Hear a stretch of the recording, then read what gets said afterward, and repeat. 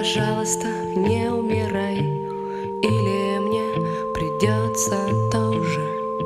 Ты, конечно, сразу в рай, а я не думаю, что тоже. Хочешь сладких апельсинов, хочешь вслух рассказов длинных, хочешь я взорву все звезды, что мешают спать.